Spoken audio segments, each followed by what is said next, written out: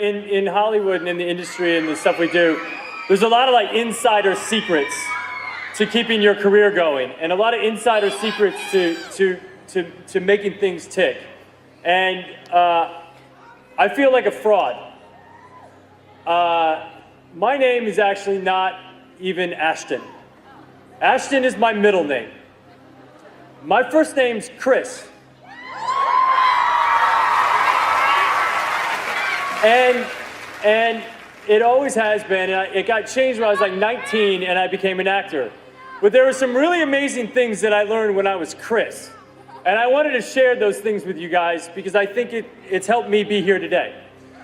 So it's really three things. The first thing is about opportunity. The second thing is about being sexy. And the third thing is about living life. So first, opportunity. I believe that opportunity looks a lot like hard work. When I was 13, I had my first job with my dad carrying shingles up to the roof. And then I got a job washing dishes at a restaurant. And then I got a job in a grocery store deli. And then I got a job in a factory sweeping Cheerio dust off the ground. And I've never had a job in my life that I was better than. I was always just lucky to have a job. And every job I had was a stepping stone to my next job. And I never quit my job until I had my next job.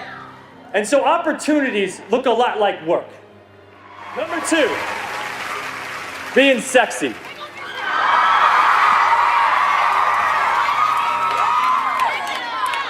The sexiest thing in the entire world is being really smart. And being thoughtful. And being generous. Everything else is crap, I promise you. It's just crap that people try to sell to you to make you feel like less. So don't buy it. Be smart, be thoughtful, and be generous. The third thing is something that I just relearned when I was making this movie about Steve Jobs. And Steve Jobs said, when you grow up, you tend to get told that the world is the way that it is. And that your life is to live your life inside the world and try not to get in too much trouble and maybe get an education and get a job and make some money and have a family. But life can be a lot broader than that when you realize one simple thing. And that is that everything around us that we call life was made up by people that are no smarter than you. And you can build your own things. You can build your own life that other people can live in. So build a life. Don't live one, build one. Find your opportunities and always be sexy. I love you guys. You got to become a risk taker. Write that down. Viscott said, if you're not willing to risk, you can't grow. And if you can't grow, you can't become your best. And if you can't become your best, you can't be happy. And if you can't be happy, then what else is there? You know what? I saw Dr. Norman Vincent Peale 23 years ago. But for 13 years, I wouldn't take the chance. For 13 years, I was living in my comfort zone. For 13 years, I kept saying, Les Brown, you can't do that. Les Brown, you can't have that kind of audience. Les Brown, you don't have the oratorical skills. You don't have the knowledge. You don't have the money. I kept saying, I can't do that. There's an old African proverb that says, if there's no enemy within, the enemy outside can do us no harm. Bishop talks about the enemy in me. If there's no enemy within, how many of you know that you've been your own worst enemy? Raise your hands. So you've got to be willing to get outside your comfort zone. And no one could have told me that the willingness to get outside of my comfort zone, the willingness to fail, the willingness to try, to experiment, the willingness to take some chances, the willingness to do something I'd never done, that in the last 12 years, for 13 years I didn't do it. I convinced myself I couldn't do it. Then the last 12 years, I've earned in excess of $14 million. Let me tell you something, $14 million, a good garden and a healthy hog, and you can make it through the winter in Birmingham, Alabama. Do you hear me? No one could have told me I have 2 books, Live Your Dreams, and It's Not Over Until You Win. No one could have told me, born in an abandoned building on the floor, labeled educable mentally retarded, no college training. No one could have told me I would have produced 5 specials for public television. That I'd had 3 years ago the highest rated, fastest canceled talk show in the history of television. Because I wouldn't do those conflict and controversy shows. No one could have told me. I had no idea that I could do what I'm doing right now. Let me tell you what I know about you, and I don't know you. You got greatness within you. One of Dr. King's mentors, Dr. Howard Thurman, said something one night. I was reading and I couldn't sleep. He said the ideal situation for a man or woman to die is to have family members standing around their bed, praying with them as they cross over. He said, but imagine, if you will, being on your deathbed, and standing around you are the ideas, the dreams that have been given to you by life, the talents, the gifts that you've never nurtured, that you never developed, the skills that you never did anything with, standing around your bed looking at you with large, angry eyes, saying, we came to you, only you could have given us life, and now we must die with you forever. And the question is, if you died now, what dreams, what ideas, what talents, what abilities, what skills, what books, what sermons, what seminars, what businesses will die with you? Myles Munroe said the wealthiest place on the planet is not in the Far East, where they have oil in the ground. It's not in South Africa, where they have diamond mines. He said the wealthiest place on the planet is the cemetery, because there you'll find dreams not pursued, books never written, songs never sung, sermons never delivered, businesses never erected, talents never nurtured, skills never developed. You survived 1 out of 40 million sperms. You were born to win. God wants you to be rich and wealthy and successful and to live the abundant life. You must affirm that for yourself every day. So as you look at yourself and you look at your life and you look at your circumstances, as you work on your goals and your dreams, here's some things I want to give you. Write this down. Hold yourself to high standards.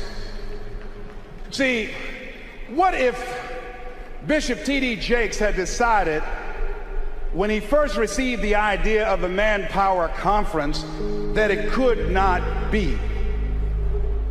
What if he had allowed that idea to die? We would not be here. See, many of you here, you are pregnant with some ideas. I'm telling you what I know. I will leave here this afternoon, tonight, in 1 hour, doing what I'm doing now. In 1 hour, I'll earn in excess of $150,000. I had no idea that I had the capacity to do what I'm doing right now. You've got genius in you.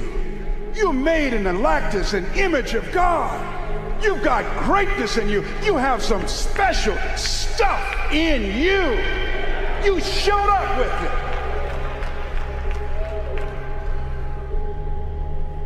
So as you look at your life and you decide to become a risk taker, make it okay to fail, to experiment, trial and error. Repeat after me, please. No test, no testimony. Yeah, you're gonna face some hard times.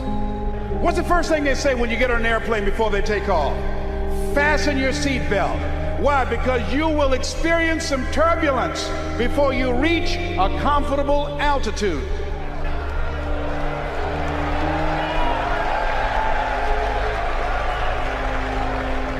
Life was testing me when the man looked at me and said, you have prostate cancer. Your tumor is too large to have the surgery. We're going to give you radiation seed implants. The most anybody's ever gotten was 90. They gave me 238. I went back 3 weeks ago. They checked my PSA level, which indicates the presence of cancer in your prostate area. 1 to 4 is normal. Beyond that is that you have cancer and it's spreading. When I first went a year ago, it was 6.1. When I went 3 weeks ago at Howard University Hospital, they gave me an MRI, it was 10.5. The guy said, I'm sorry to tell you this. I said, what do you mean? You're in the same situation that you were in when you came here. Here's something I heard. At Christ Universal Temple Church, at a restaurant, Bishop T.D. Jakes was praying for a lady in a wheelchair. And it's odd how things come to you. When he finished praying for the lady, I'm sure there were some questions were asked that weren't verbal, that if the prayer worked, why didn't she get up and walk? And what he said as he was walking away, healing takes first, he said healing takes place first in the spirit.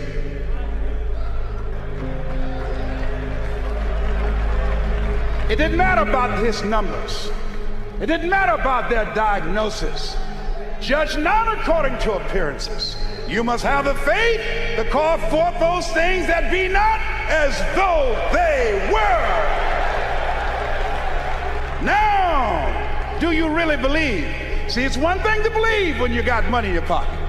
It's one thing to believe when your marriage is working out and you got your health and your children acting like they got good sense. Oh, it's good to say, oh, the Lord is blessing me. It's easy to believe then. Oh, but when you get that diagnosis, say you ain't gonna be here long. When you lose your job, when someone you thought you'd be with for the rest of your life say, no, we can't do this no more. That's when you have to stand. That's when you have to begin to live this faith, and that's not on you. That's when you got to call on something higher than you. Let that mind be in you. You got to be out of your mind to believe in spite of these numbers you can still make it. In spite of the pain you're feeling, you can still come back again. You got to be out of your mind. That's right, I'm in that Christ mind. I believe it. And not when things are just favorable, not fair weather faith. And you've got to believe that. When you're going out here with your ideas, with your products, with your services, and part of being successful is you got to hold yourself to high standards. I use Bishop Jakes as a model.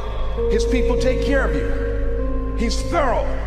Hold yourself to high standards, whatever you do. There's no saying, do not go where the path may lead, but go where there's no path and leave a trail. Treat people with respect. Treat them the way that you want to be treated. Tony, who's with me, who's been assigned to me, courteous, respectful, called several times. Is there anything I can do for you? Can I help you out? That's first-class service. If you decide to provide first-class service, John H. Johnson, a book called Making Against the Odds, he said, there's no defense against an excellence that meets a pressing public need. When I decided to become involved in the motivational industry, I didn't have the money of a Dr. Norman Vincent Peale, of Zig Ziglar, of Tony Robbins, and all the other giants out there. I had the gift of gab. So what I did was I trained myself, I disciplined myself to read 3 to 4 books a week. First I started out a month. Now I've increased it with a reading system that I have. Mr. Washington said, Mr. Brown, yes, sir. Do you want to make it? Yes, sir. First, you've got to develop your mind, young man, because you don't get in life what you want, you get in life what you are. Next, you've got to develop your communication skills. Once you open your mouth, you tell the world who you are. They said about Jesus, who obviously was an effective communicator, never spec a man. The reason that you're here is because no one can milk scripture and deliver a sermon that can transform your life and have you jumping up and down like you crazy, like T.D. Jakes. I'm home one day looking at this video my daughter gave me called He Called Me Son. Let me tell you something. By the end of that video, and I've never seen my father, When that video got to the end, I was going to the television saying, Daddy! Daddy, come back, Daddy! I pushed reverse and backed it up and said, Daddy! Let me tell you something. He just broke me down in my bedroom. All by myself. I'm looking around to see if anybody see me. That man crafted that message, you hear me? I'm crying like I'm at a funeral. I want my daddy. See, that's a gift, you hear me? That's a gift. People use his word anointed. This should not, only place I've ever seen it applicable is in his case. That's the only thing. I mean to tell you, I think I'm a good speaker, but this is a bad boy we got up in here. Words cannot encompass the symbolism of what we have the chance to see up in here. And yet, he's down to earth. I mean down to earth, where all these little funny outfits he has, I mean it knocks me out.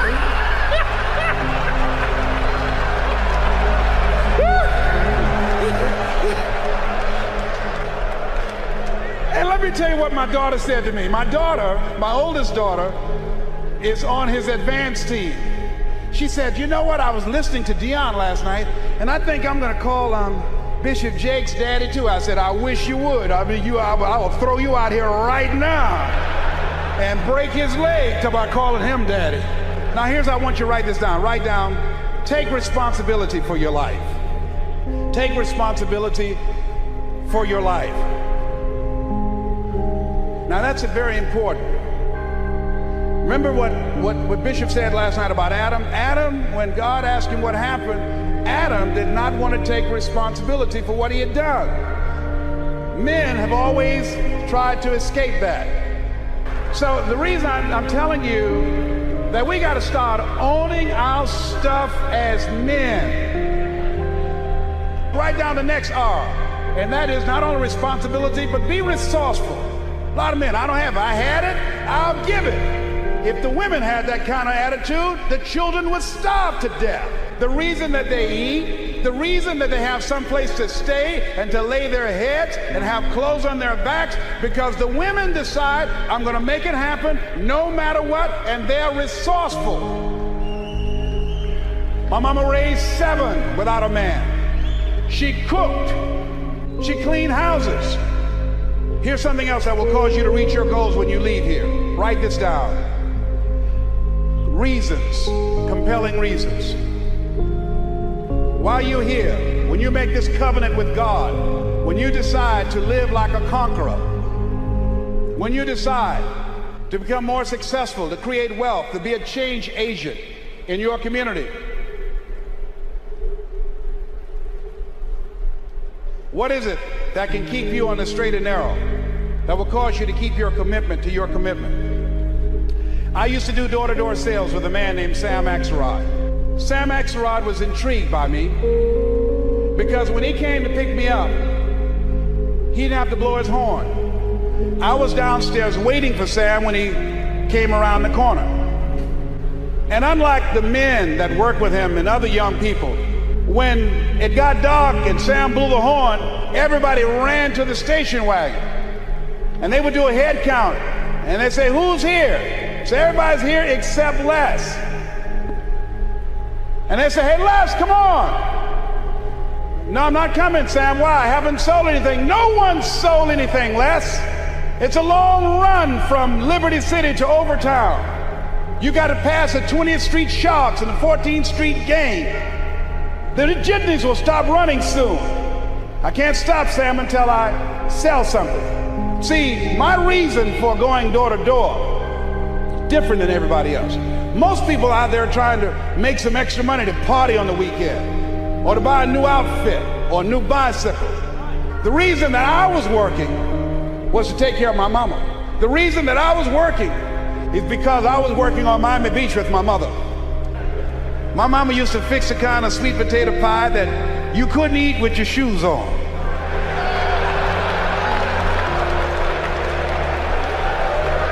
You had to take your shoes off so you can wiggle your toes. And when we would go door to door, sometimes as late as 10 o'clock at night, I would knock on the door.